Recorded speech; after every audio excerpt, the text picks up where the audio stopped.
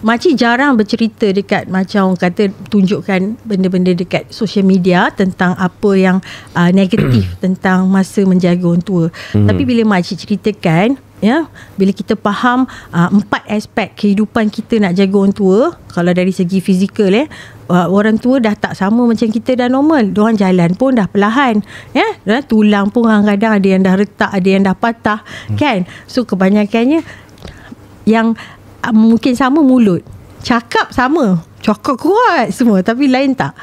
Tapi bila dia cakap tu kadang-kadang dia terlepas, dia tercakap lebih daripada yang bila dia marah lah. Contoh kalau dia marah, dia mengamuk, kalau dia tak dapat benda, dia akan cakap yang betul-betul boleh buat kita pun rasa geram nak marah balik.